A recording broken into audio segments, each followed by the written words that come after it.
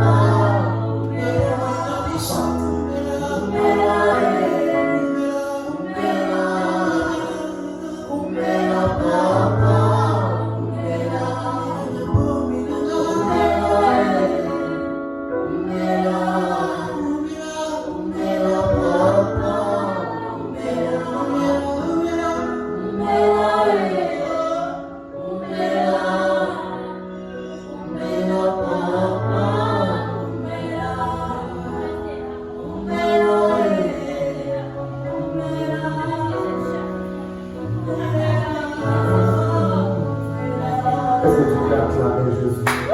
Acclamer la acclame Jésus. Est-ce que tu peux bien le faire? Est-ce que tu peux acclamer? Est-ce que tu peux bien le faire? J'aimerais que tu le fasses avec foi, avec amour, avec volonté. J'aimerais que tu le fasses comme tu l'as acclamé le Dieu. Par tes acclamations, il y a des choses qui peuvent changer dans ta vie. Par tes acclamations, il y a des choses qui peuvent changer dans le monde spirituel. Par tes acclamations, il te révélera. Il n'a pas travaillé.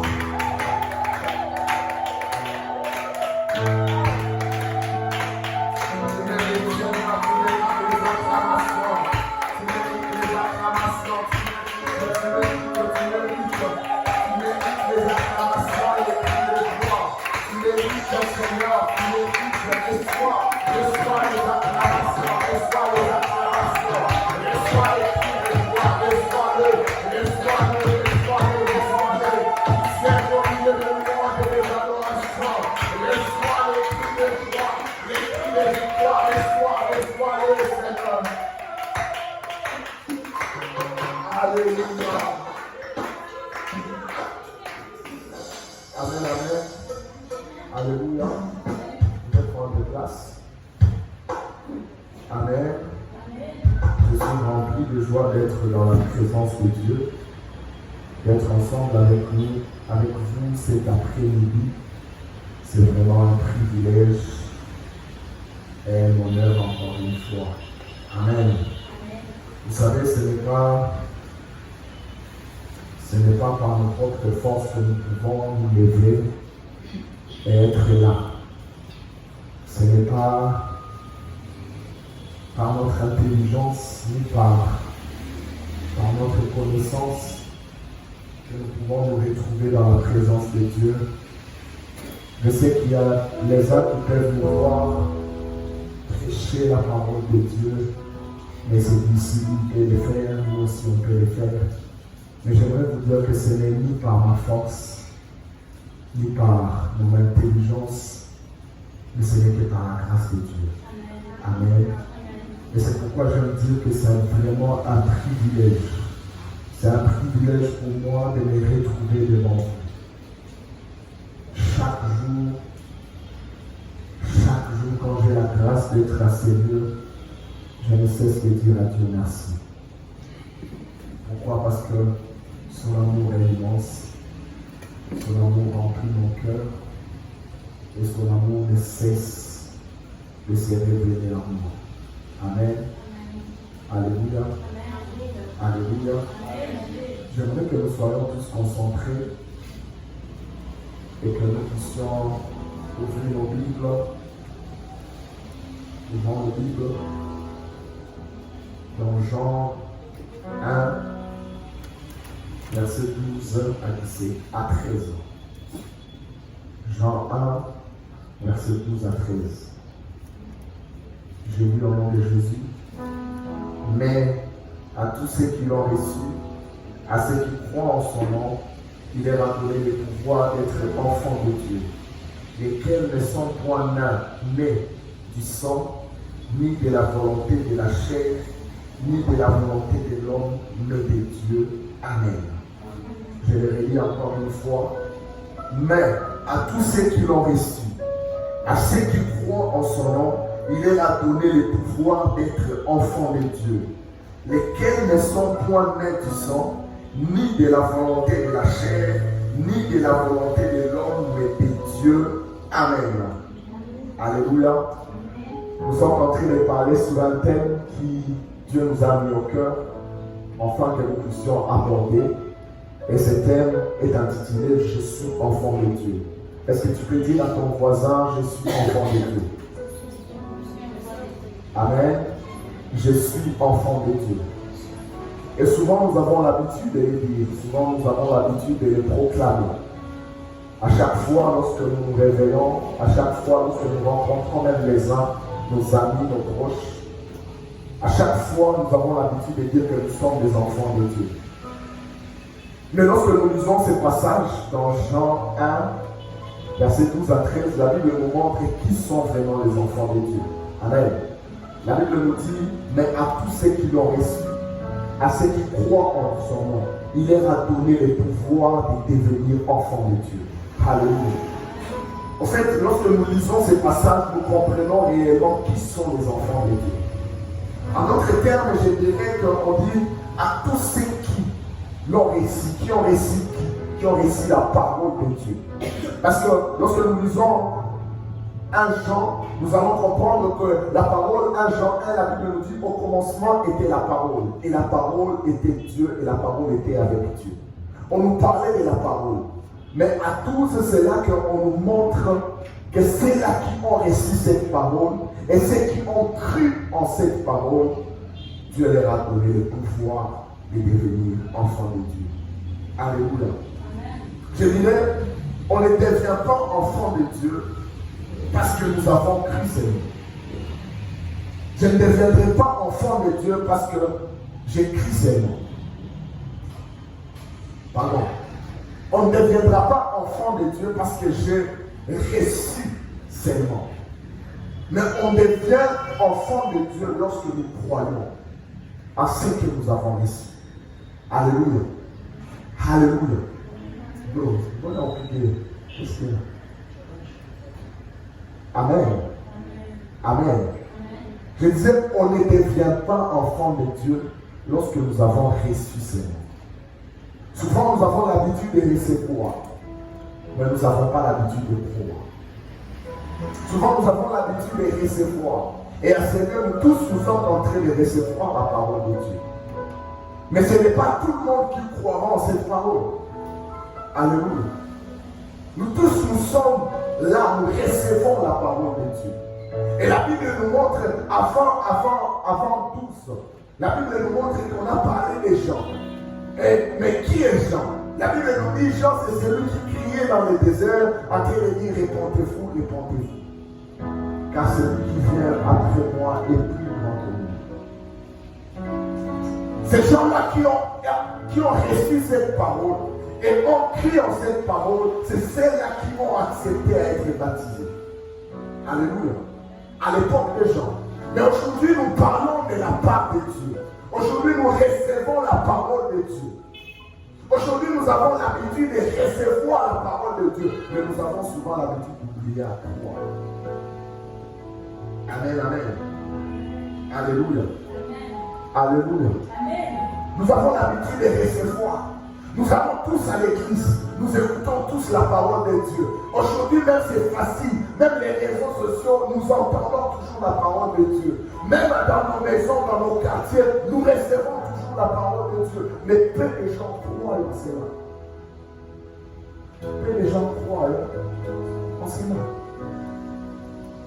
Et aujourd'hui, quand nous sommes en train de parler d'être je suis enfant de Dieu, nous sommes en train d'amener chacun de nous à comprendre et à connaître quelle est son identité lorsqu'il est en Christ. Et aujourd'hui, c'est pourquoi les points principaux que nous parlerons, c'est à propos de la foi, de croire. Amen. Galates 3, verset 26, la Bible nous dit, parce que vous êtes tous enfants de Dieu par la foi en Jésus-Christ. C'est par la foi en Jésus-Christ que nous sommes tous enfants de Dieu. Amen.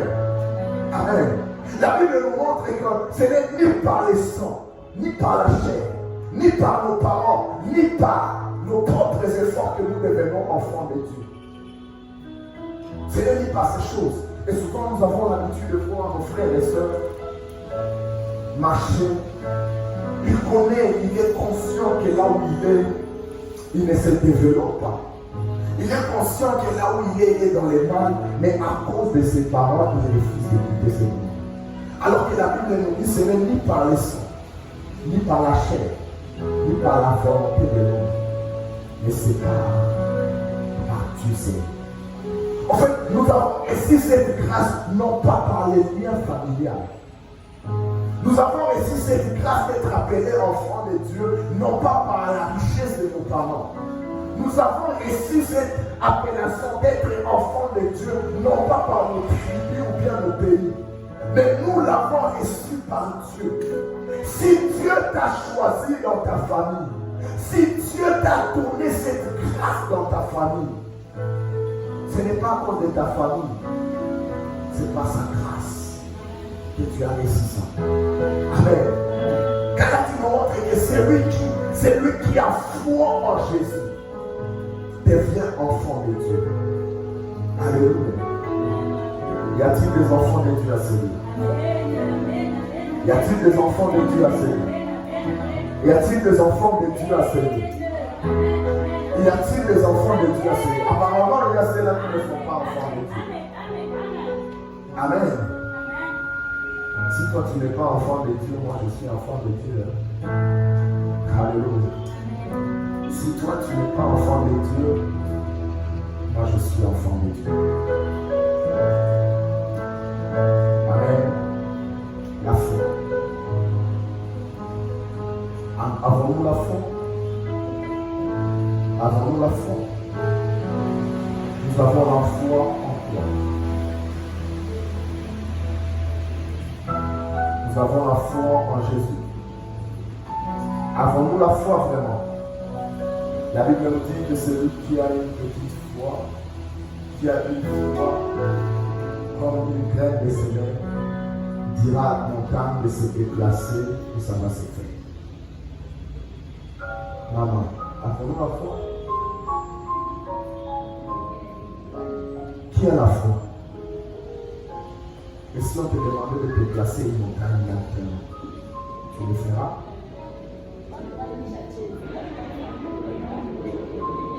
Avons-nous la foi?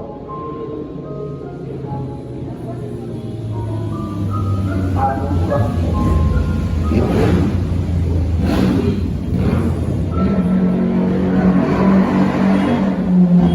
Je viens de voir quelques personnes qui venaient de dire qu'ils ont la foi, mais leur foi vient de lutter. Amen. La première des choses qui doit caractériser un enfant de Dieu, c'est la foi. La première des choses qui doit nous caractériser comme enfants de Dieu, avant toute autre chose, nous devons avoir la foi. Et la foi en quoi? La foi en notre guérison. La foi en notre prospérité. La foi en Dieu. La foi en sa parole. Alléluia. Nous devons avoir la foi en sa parole. Nous devons avoir la foi en notre guérison. J'aime la Bible nous dit que la foi est une ferme assurance de ce qu'on entend en homme. La foi est une ferme assurance de ce qu'on entend. Alléluia. Mais la foi ne nous dit pas de croire quand nous voyons. La foi nous dit de croire avant de voir.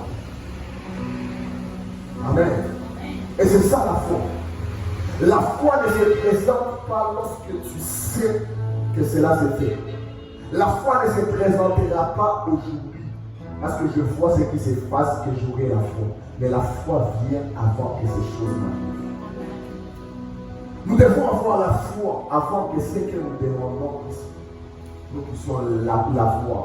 Et nous devons maintenant, cette foi doit se représenter comme si, lorsque tu as foi en ce qui viendra, tu te représentes immédiatement que tu l'as déjà reçu.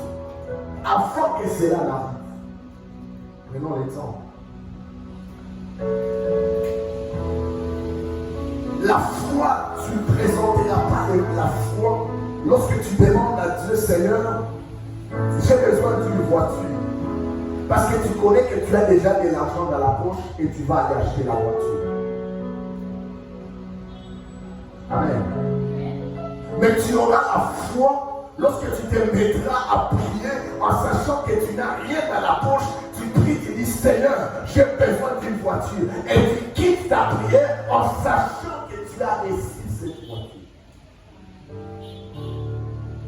As-tu vraiment la foi? As-tu la foi? As-tu la foi?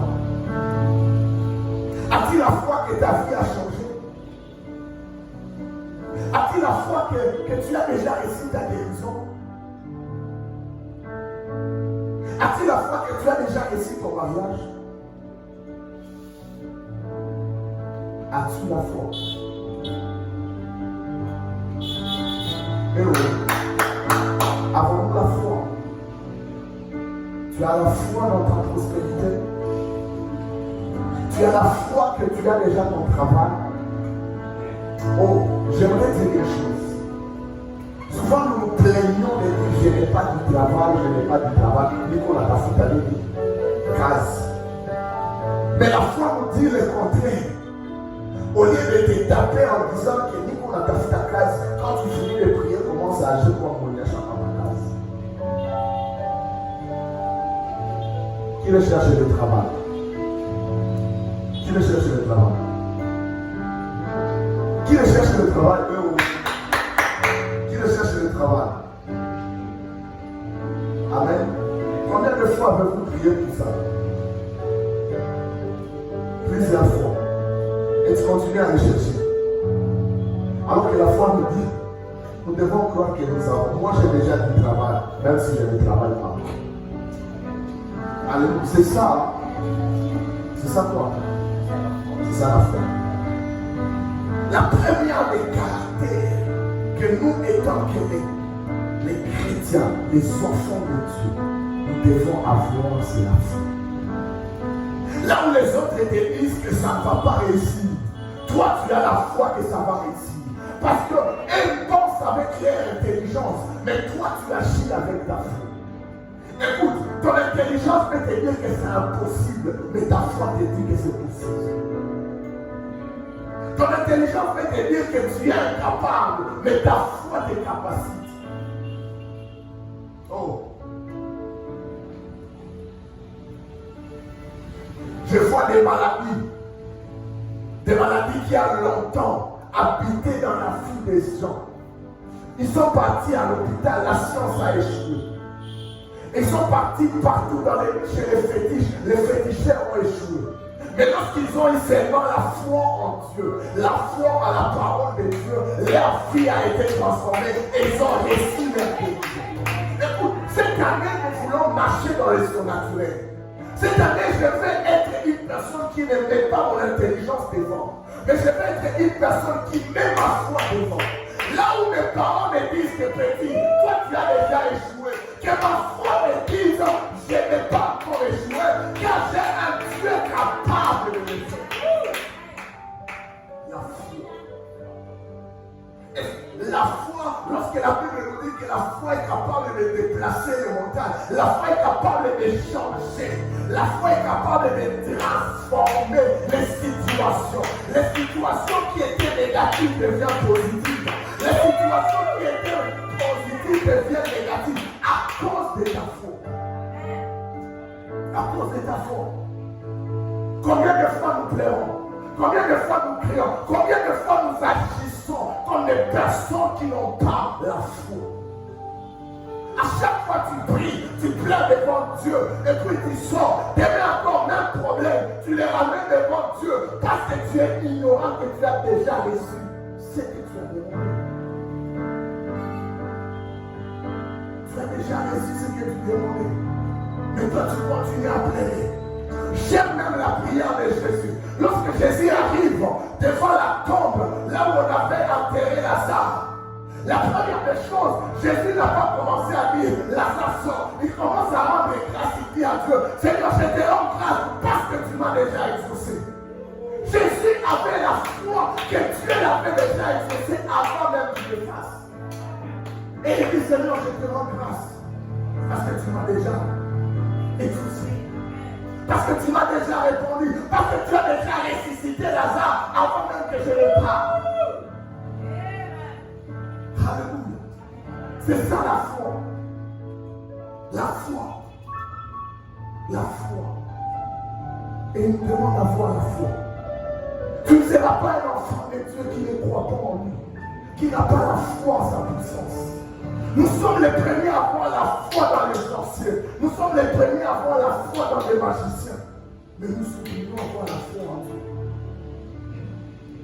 Si on te disait, maintenant que les sorciers sont en train de chambouler ta famille, Quelle sera ta réaction? Quelle sera ta réaction? Tu es capable de prier 3 heures du temps pour la Fukuza démon. Mais tu es capable de faire 3 heures du temps devant Dieu. Tu es capable de faire 3 heures du temps. 3 heures du temps en pleine délivrance et la samata et de délivrance. La samata et de délivrance. Alors que tu es capable de faire 2 heures du temps, même 30 minutes en train d'adorer Dieu.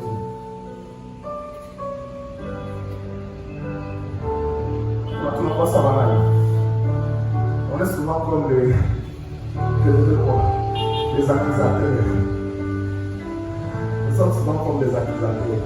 Papa, on a déjà trouvé les accords. Dieu qui est l'adorer. Mais la parole nous dit qu'il siège où?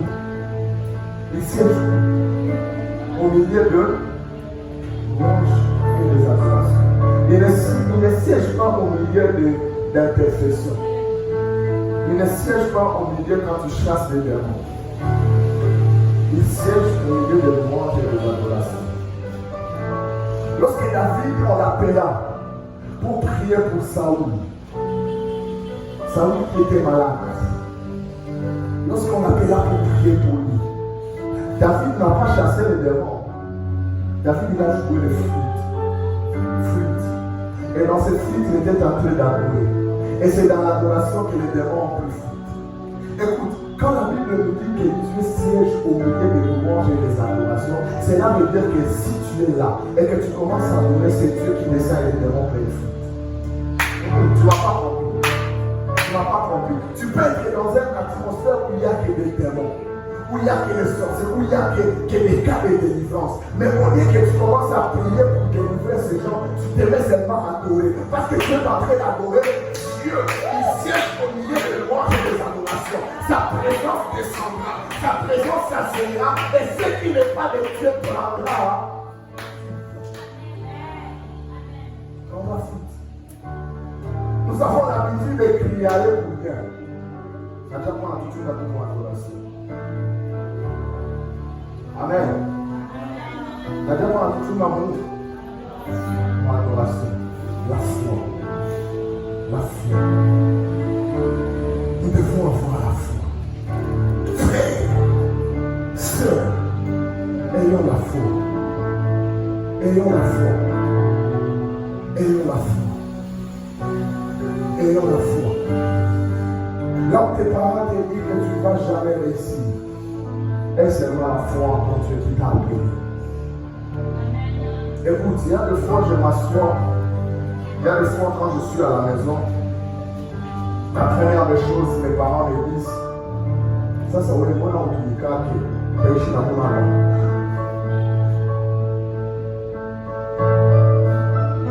Et moi, dans mon cœur, je me dis, mais c'est bien, ils ne savent pas que tu m'as déjà donné un travail. Et j'aime le dire toujours, j'ai un travail. J'ai un travail. Mais à un moment, on a dit, kazi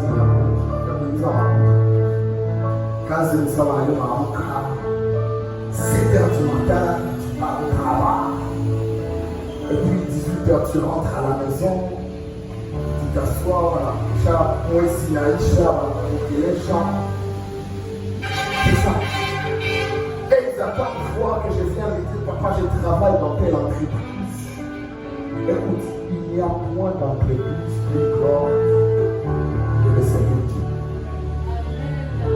Les grands entrepreneurs, c'est Dieu. Les grands entreprises, c'est Dieu.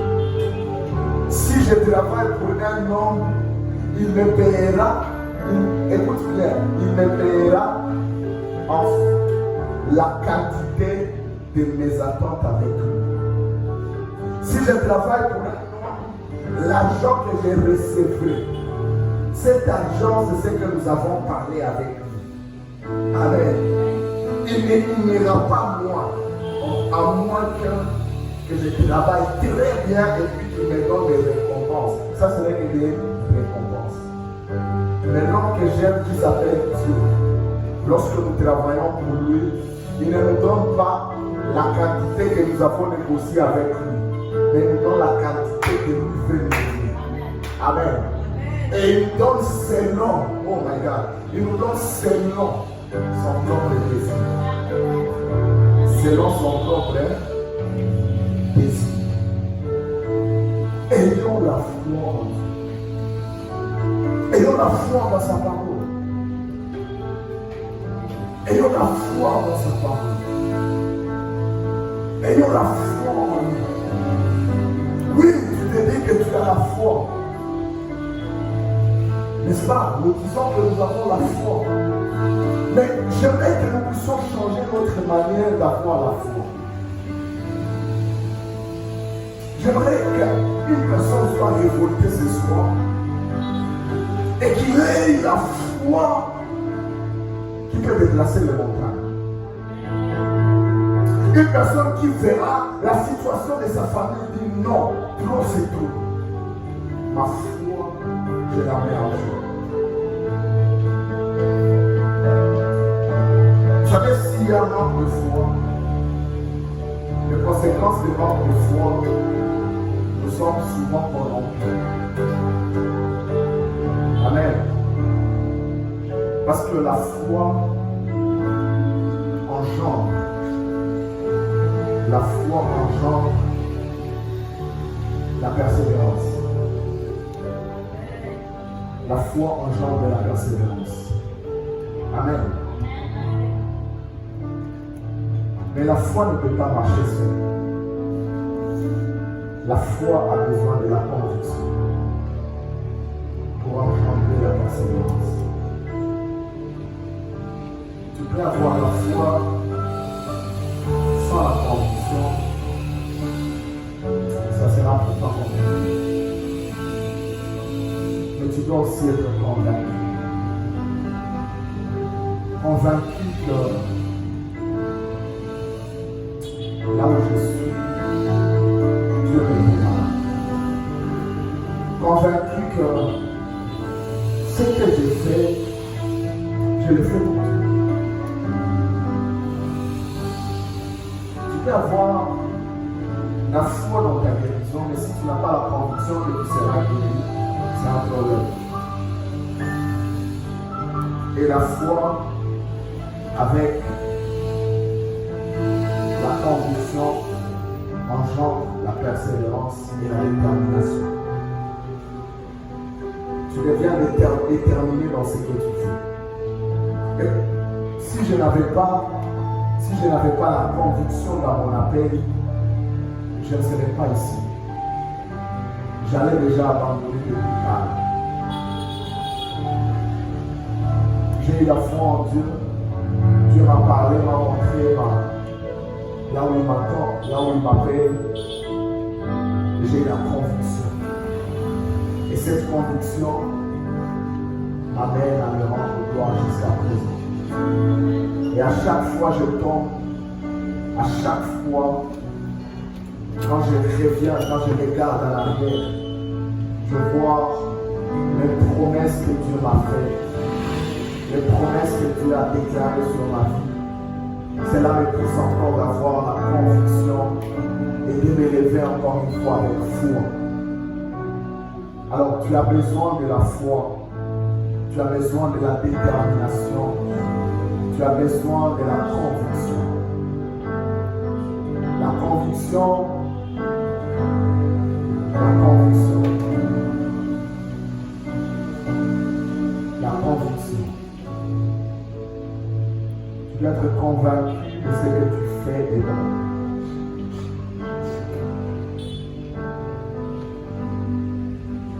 Tu dois être convaincu de ce que tu fais est bon. Tu as réussi la parole. Tu dois avoir foi en cette parole. Et la conviction de ce que Dieu a dit sur ta vie s'accomplit. Et la conviction de ce que Dieu a proclamé sur ta vie va s'accomplir. Est-ce qu'il y a une personne qui est convaincue de son appel? Est-ce qu'il y a une personne qui est convaincue de ce que Dieu a lancé en lui? Y a-t-il une personne qui est convaincue de ce que Dieu est capable de faire dans sa vie? Et puis à chaque fois, lorsque nous prions, nous disons, Seigneur, je ne vais pas quitter à ce lieu tel que je suis venu. Y a-t-il une personne qui est convaincue qu'il y a quelque chose qui est en train de changer maintenant dans sa vie? Y a-t-il une personne qui est en train d'être convaincue maintenant que quelque chose est en train de changer dans sa vie? Mais ce qui ne marchait pas dans ta vie commencera à marcher. Ce qui n'était pas en ordre commence à se mettre en ordre parce que la présence de Dieu est assise.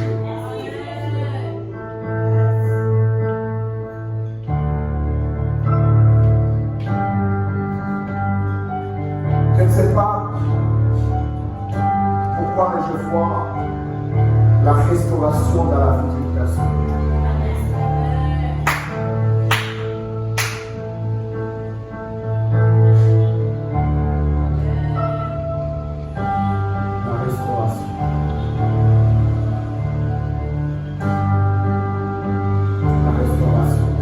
Seigneur, restaure ma foi.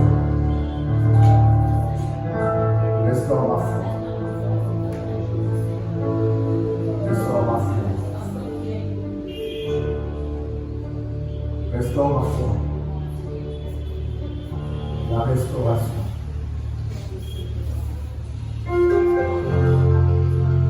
La restauration.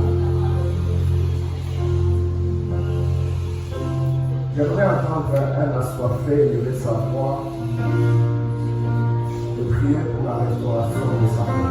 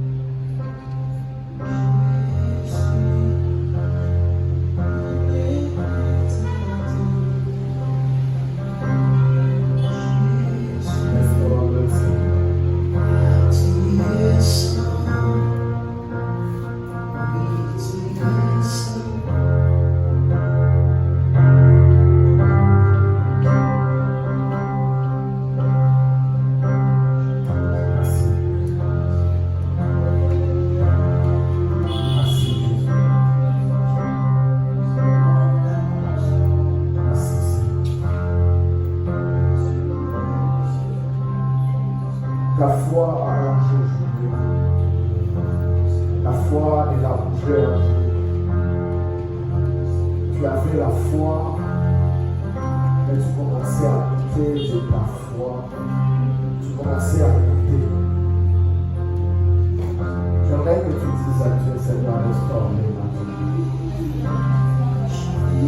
Aujourd'hui, peut-être même tu te disais que toi, tu pries que Dieu ne t'écoute même pas. Tu te dis peut-être que Dieu ne t'écoute plus, ou bien ne t'écoute pas quand toi tu pries. Parce que peut-être ce que tu as demandé à Dieu tarde à arriver. Mais j'aimerais que tu dises à Dieu, Seigneur, restaure encore ma foi. Restaure-le à nouveau. Restaure-le à nouveau. Restaure ma foi, Seigneur. Restaure ma foi, Jésus. Restaure-le,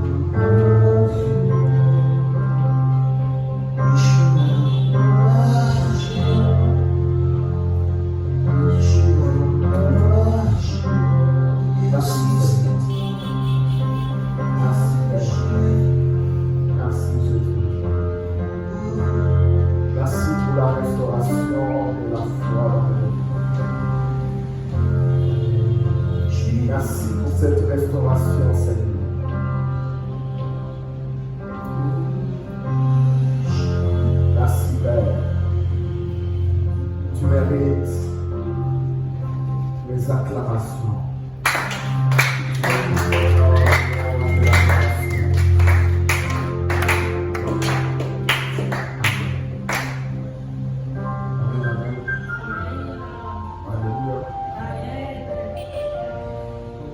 Je sens que malheureusement les temps nous pressent. Mais je sens qu'on a un peu de temps pour l'adoration. J'aimerais que nous puissions adorer Dieu. Que tu puisses adorer Dieu dans tes mains. Que tu adores Dieu. Je ne sais pas de quelle manière tu vas le faire. Mais que tu adores Dieu par lui. Et crois juste que ce que tu as demandé, tu l'as déjà reçu. Crois juste que ce que tu as demandé, tu l'as déjà reçu. Crois-le. Tu as besoin de faire. Tu l'as déjà reçu. Tu l'as déjà reçu.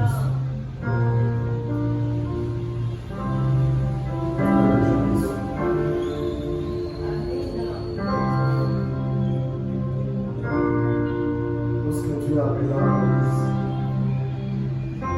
pour aller sauver son peuple d'Israël. Moïse se voyait incapable, Moïse se voyait, mais comment je vais le faire?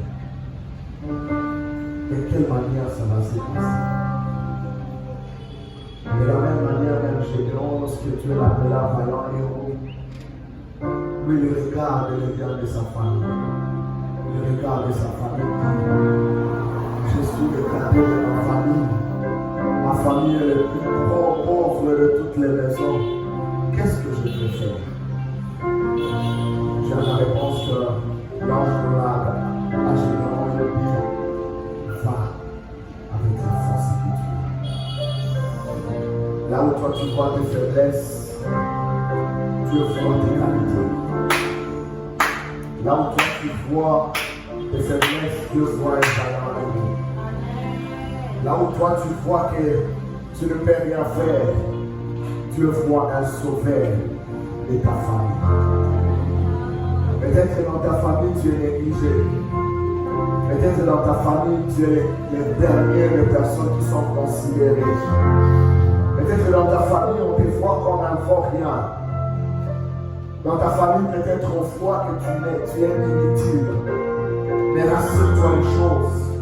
Que là où les hommes te voient inutile, Dieu te voit les vaillants héros. Dieu te voit le sauveur de ta famille. Dieu te voit comme celui qui sauvera ta famille. Dieu te voit comme celui qui sauvera sa famille. David était négligé de toute sa famille. David était rejeté de toute sa famille. Même lorsque le prophète alla pour oindre David, on a amené d'abord tous ses frères. Et nous on l'a oublié parce qu'il était négligé. Mais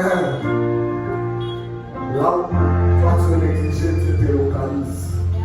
Vous savez une chose, Dieu ne choisit pas les forts. Dieu ne choisit pas les surdoués. Dieu ne choisit pas ces gens-là qui sont capables. Mais Dieu choisit les incapables. Dieu choisit les personnes qui sont négligées. Dieu choisit les personnes qui savent qu'ils peuvent rien faire eux-mêmes. Ce sont ces gens-là que Dieu choisit. Ce sont ces gens-là que Dieu choisit. Dieu ne choisit pas les gens tellement intelligents. Il prend les moins intelligents pour les rendre plus intelligents. Il prend les moins considérés pour les rendre plus importants. Il prend les pauvres pour les rendre riches. Il prend les faibles pour les faire asseoir avec lui. C'est pourquoi dans la vie, c'est une parenthèse pour continuer. C'est pourquoi dans la vie, il ne faut jamais négliger les gens faibles. Parce que demain, tu ne sais pas où il va s'asseoir. Demain, tu ne sais pas. Alléluia. Amen, amen. Alléluia. Alléluia. Amen, amen. Est-ce que tu peux acclamer pour Jésus?